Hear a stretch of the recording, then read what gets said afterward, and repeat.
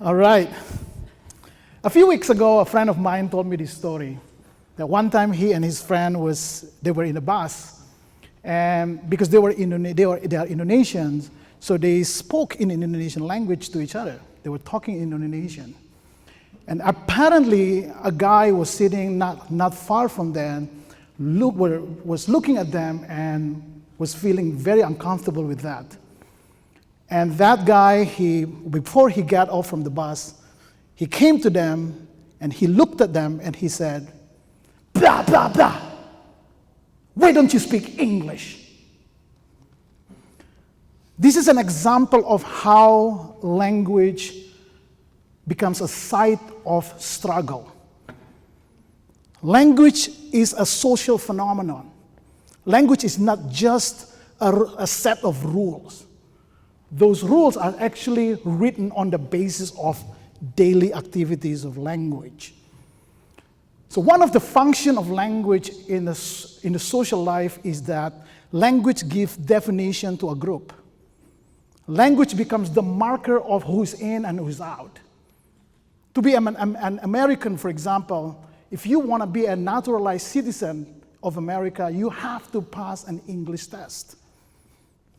That means that English stands in between Americanness and non-Americanness. English, or the language, is the threshold that separates non-American from Americans. And this is also true in the ancient time. The way the Greeks differentiate themselves from the others is actually through language. If you don't speak Greek in the ancient time, they will call you barbarian, a ba. What is that? It means you speak gibberish. Blah, blah, blah. I don't understand what you're saying. You're a barbarian if you don't speak Greek. That's why it's not a surprise that the word Hellenizo in Greek actually means to be Greek, but also it means to speak Greek. So to be Greek and to speak Greek in the Greek language is actually one word. So when the early Christians begin to move outside Jerusalem to Syria, to Asia in the east, to Asia Minor in the west, all the way to Europe, they will inevitably encounter different languages in those areas. And one of the questions the early Christians grappled with was the question of how do we see ourselves in light of this multilingual world? As a group, are we a group? Do we have to become a group that only speak one language? Or how do we see ourselves in light of these many languages of the world around us? So one of the windows for us to see this struggle is in the book of Acts. The book of Acts begins with the story after Jesus' resurrection. Jesus met his disciples, and the disciple asked Jesus, "Is this the time that you restore the kingdom for Israel?" And Jesus basically said, "That's not your business to know." And Jesus asked this interesting statement. Jesus said, "But you will receive power when the Holy Spirit comes upon you." Now, the word power there, dunamin, or the basic word, the root is dunamis. The word actually, the literal meaning of that word is ability. So if you want to say, "I am able to do something" in Greek, you will say dunamai.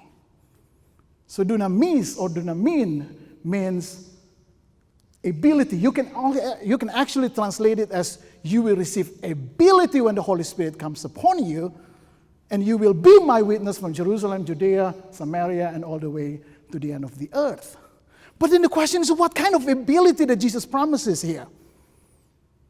The answer to this, you don't have to go all the way to the end of the book of Acts. You just have to see in the next chapter of the book of Acts.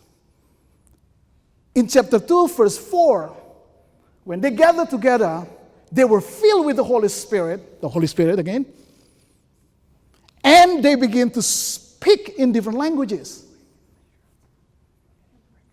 So that that promise of ability when the Holy Spirit comes is fulfilled right away in chapter 2. When they were filled with the Holy Spirit, they begin to speak in different languages. And not only they begin to speak in different languages, people in the same chapter can hear what they say, they can understand. So what I see here in Acts, in the book of Acts, is a powerful, I will call it socio-pneumatological, it's a big word, right? Socio-pneumatological imagination.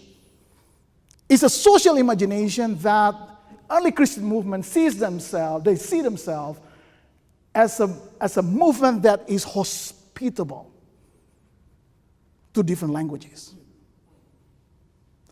And that different languages can coexist together without erasing their differences. And what's powerful about this imagination is that even though language always separates people, and the separation is always far. The separation between people not as thin as the food that people eat.